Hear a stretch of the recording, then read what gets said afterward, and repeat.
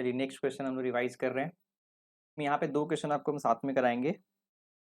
पहला question paper है आपका जून 2024 का 7A, ठीक है। और सेकेंड सेम आपका यहाँ पर वर्कबुक जो है इलस्ट्रेशन 10 में क्वेश्चन दिया हुआ है पेज नंबर 80 पे। दोनों एग्जैक्टली सेम है। क्या क्या डिफरेंस है पहले वो समझ लीजिए, बाकी सब कुछ सेम रहेगा, ठीक है। चलिए ध्यान देंगे। देखिए आपके जो प्रीवियस ईयर क्वेश्चन में पूछा गया है वहाँ पर इसका नाम दिया गया एक्सेल लिमिटेड। अभी जो वर्कबुक में दिया गया है ABC लिमिटेड। यहाँ पे आपका जो आउटस्टैंडिंग शेयर्स है 1 लाख है, यहाँ पे 5 लाख है। यहाँ पे आपका 10 लाख है और यहाँ पे 50 लाख। बाकी सब कुछ सेम है। सेम का मतलब क्या, यहाँ 10, यहाँ 10, यहाँ आपको 10% और 90% है, यहाँ भी आपका 10% और 90% है, बाकी सब कुछ सेम है, ठीक है। तो यहाँ पे हम आपको जो वीडियो बना रहे हैं आपके जो प्लेलिस्ट में ये दोनों वीडियो दोनों जगह ही सेम वीडियो दिखेगा, मतलब दोनों एक ही है और आंसर भी दोनों का सेम ही है। वो रेक्टिफाई हो जा रहा है, ठीक है। दोनों का आंसर भी सेम आ रहा है। चलिए तो समझाना शुरू करते हैं। क्वेश्चन में क्या दिया हुआ है, Excel limited has 1 lakh outstanding share of ₹10 each. मतलब कंपनी का 1 लाख शेयर है, 10 रुपये का रेट है। The company earns a rate of return of 24%। इसका जो रेट ऑफ रिटर्न है 24% है on its investment and retain 50% of earning as a policy. इसका जो रिटेंशन रेशियो क्या है बी 50%। ये पॉलिसी क्या बनाती है, इसका रिटेंशन रेशियो 50% रहता है। If the cost of capital is 80%, K दिया हुआ है आपका K 18%। Calculate the price of the share according to the Walter model. यहां तक क्वेश्चन एकदम सेम है, अगर देखा जाए सब कुछ दिया हुआ है आपका, ठीक है।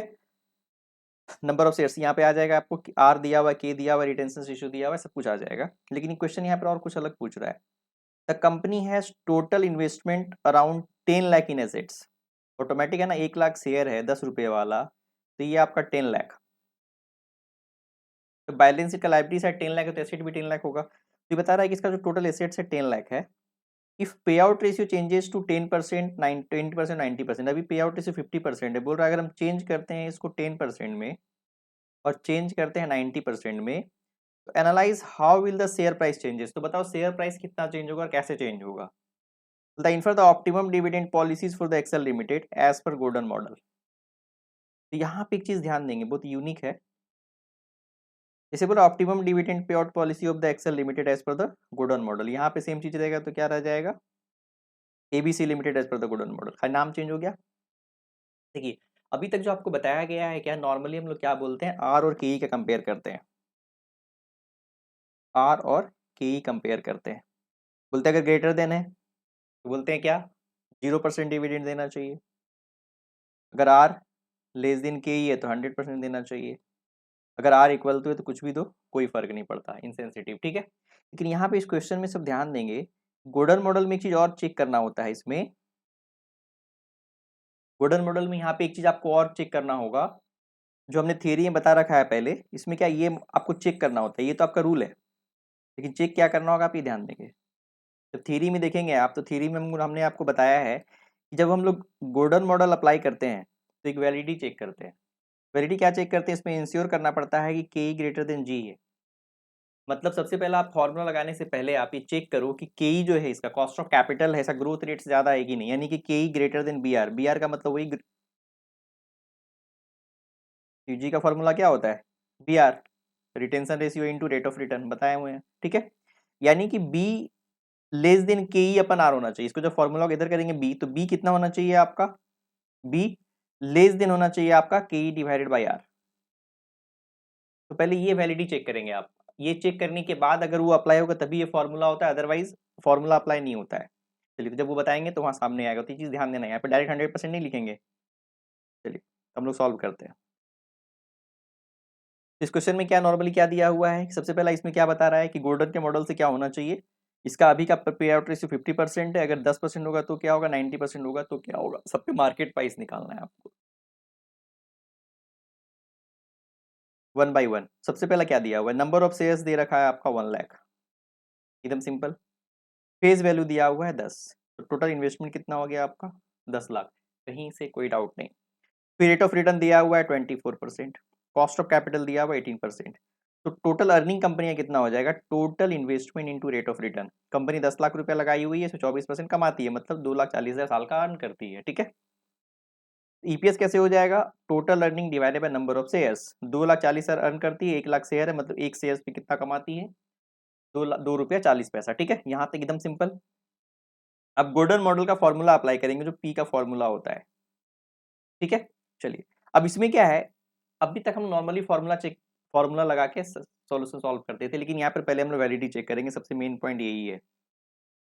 चलिए, तो वैलिडिटी में क्या बताएं, ये चेक करना होता है के ग्रेटर देन जी। तो यहाँ पे कुछ डिटेल में हमने सॉल्व करके समझाया है। देखिए, कंडीशन क्या होना चाहिए, k e minus b r greater than zero. इसका मतलब यही कि के ई से आप जी माइनस करके देखिए क्या आ रहा है, सेम चीज है, यही मेन मीनिंग। देखिए यहाँ पे अगर आपको नहीं समझ में आ रहा है तो ये चीज ध्यान से देखेंगे, के ई ग्रेटर देन जीरो, के ई जी से बड़ा होना चाहिए, यानी के ई माइनस बी आर का मतलब जी हो गया ग्रोथ रेट, तो के ई माइनस जी। इसको और डिटेल में समझा देते हैं। यहाँ पे हम क्या बता रहे हैं, जो के ई होना चाहिए ग्रेटर देन जी होना चाहिए। इसका मतलब के ई ग्रेटर देन जी को हम लोग क्या लिख सकते हैं, बी आर। इसको अब यहाँ पे हम लोग लिख सकते हैं के ई, इधर अगर इसको लेकर के आए तो माइनस बी आर, मतलब ये क्या होना चाहिए आपको, ग्रेटर देन जीरो। ये पॉइंट समझ में, यहाँ पे यही लिखा हुआ है k e minus b r greater than zero.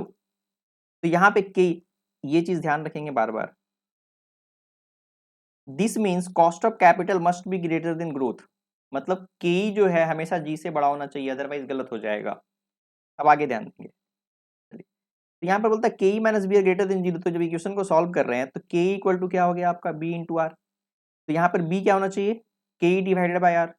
तो से बी क्या होना चाहिए, लेस देन के ई डिवाइडेड बाई आर। तो हम लोग यहाँ पे सॉल्व किए, यहाँ पे पूरी टेंशन से क्या हुआ, के ई यहाँ पे क्वेश्चन में दे रखा है 18% और ये दिया हुआ है 24। तो डिवाइड करते हैं तो 0.75, 0.75 का मतलब आया 75%। इसका मतलब क्या बता रहा है, सो रिटेंशन रेशियो मतलब b must be less than 0.75, मतलब कि 75% फॉर मॉडल वैलिडिटी। क्योंकि अगर हम लोग रिटेंशन रेशियो 75% ज्यादा करेंगे, यहाँ पे ये जो इक्वेशन हमने सॉल्व किया, अगर ये 75% से ज्यादा हो जाएगा तो आपका आंसर माइनस में आ जाएगा और वैलिडिटी पे ये फॉर्मूला अप्लाई नहीं कर पाएंगे। तो इसलिए इस क्वेश्चन में आपको ये पॉइंट, इतना पॉइंट आपको ध्यान से देखना है। इस पॉइंट में समझ में आया, फिर से हम इसको रफली समझाते हैं, क्योंकि सिर्फ इसी क्वेश्चन में, बाकी ऐसा कहीं नहीं है, बाकी नॉर्मल है, सिर्फ इस क्वेश्चन में यहाँ पे है। और ये दो जगह तो आपको समझना पड़ेगा, हो सके एग्जाम में आ भी सकता है इस बार, कोई डाउट मतलब चांस ज्यादा है। अभी ध्यान देंगे, इसमें एक ही चीज है, नॉर्मली हम लोग क्या करते हैं, के ई और आर को देख के डिसीजन ले लेते हैं, लेकिन इस क्वेश्चन में वैलिडिटी चेक करना होता है। ये चीज यार नोट कर लेंगे, हाईलाइट कर लेंगे आप लोग। वैलिडिटी चेक करना होता है, क्या के ई ग्रेटर देन जी है, जी का मतलब बी आर होता है, ग्रोथ रेट का मतलब, ये तो पता ही है आपको। तो वैलिडिटी चेक करना है, तो हमने वैलिडिटी चेक किया, तो यहाँ से हम लोग वैलिडिटी चेक करें तो क्रॉस मल्टीप्लाई करके देख रहे हैं कि मतलब रिटेंशन रेशियो बी कितना आ रहा है आपका, 0.75, 0.75 मतलब 75%, मतलब रिटेंशन रेशियो 75% आना चाहिए। इससे अगर ज्यादा होगा तो ये वैलिडिटी आपका खराब हो जाएगा। यहाँ पे बस मेन पॉइंट यही है। तो आपका जो मैक्सिमम रिटेंशन रेशियो होगा ना, देखिए एक्चुअली नो डाउट यहाँ पे आर क्या है, ग्रेटर देन के ई है। आपका आर कितना है 24% और के ई कितना है आपका 18% है। तो हम लोग क्या बोल रहे हैं यहाँ पे, आर ग्रेटर देन के ई है भाई, मतलब कितना रिटेंशन, 100% रिटेंशन होना चाहिए आपका, क्योंकि 0% डिविडेंड पे आउट मतलब 100% रिटेंशन। लेकिन यहाँ पर 100% आपका आंसर नहीं आएगा, क्योंकि 100% करने से ये माइनस में चला जाएगा। तो हमने इक्वेशन सॉल्व किया, तो मैक्स टू मैक्स हम कितना रिटेंशन कर सकते हैं, 75%। उससे ज्यादा करेंगे तो ग्रोथ मेरा के ई को पार कर देगा। ग्रोथ अगर के ई को पार किया, आपका फॉर्मूला अप्लाई नहीं होगा। इसलिए हम लोग नॉर्मली 100% लिखते हैं, लेकिन इस क्वेश्चन में 100% नहीं होगा। यहाँ पर आपका मैक्स टू मैक्स कितना होगा, आपका 75%। उससे ज्यादा देंगे तो मॉडल फेल हो जाएगा। इस पॉइंट को समझेंगे, नहीं समझ में आएगा तो आप हम इसको अलग से किसका थ्योरी में अच्छे से वीडियो बना के समझा देंगे, ठीक है। तो इस क्वेश्चन में हमने क्या देखा यहाँ पे,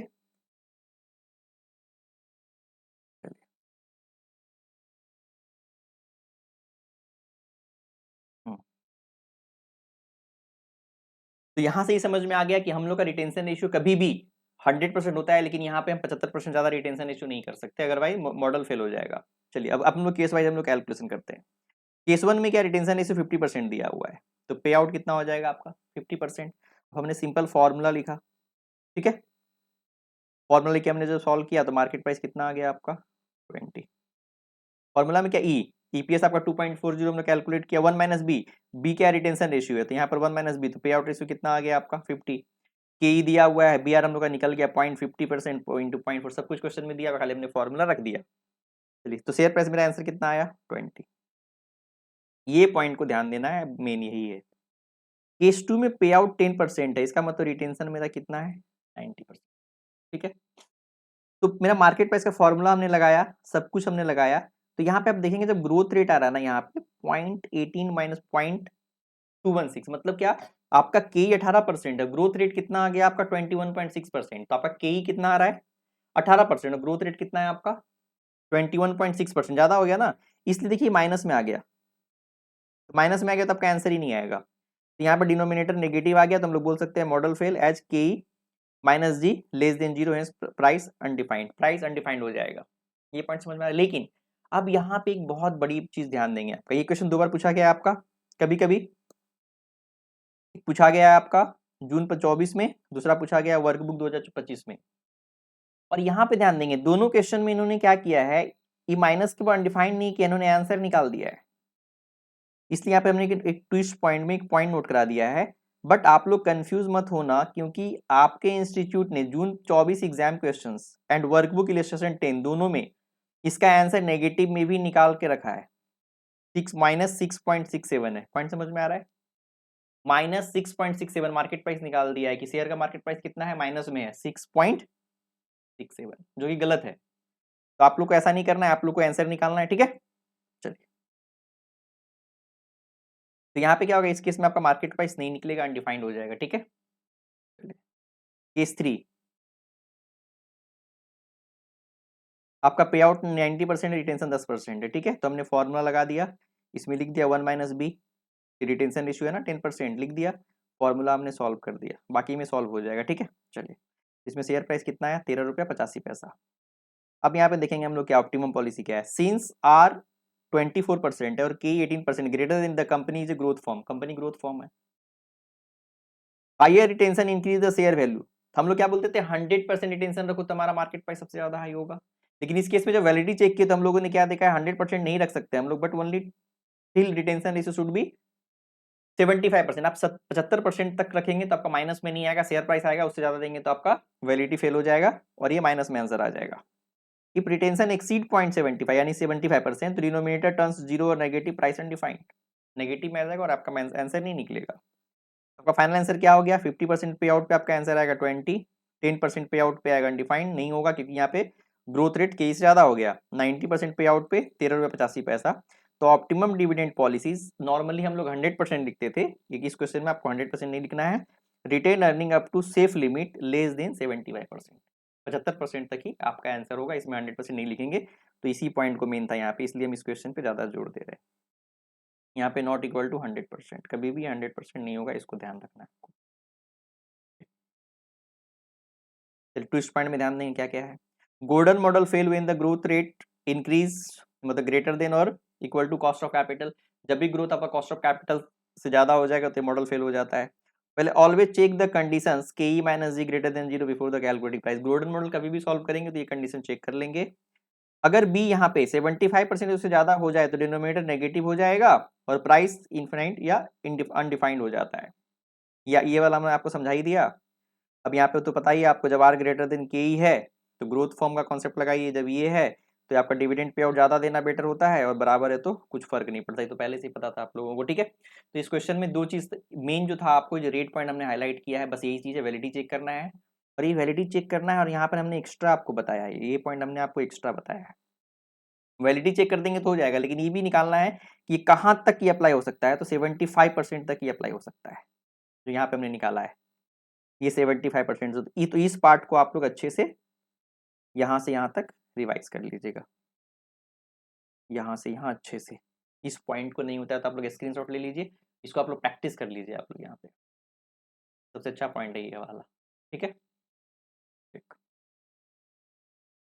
हो गया, पूरा कॉन्सेप्ट खत्म हो गया इसमें, चलिए ठीक।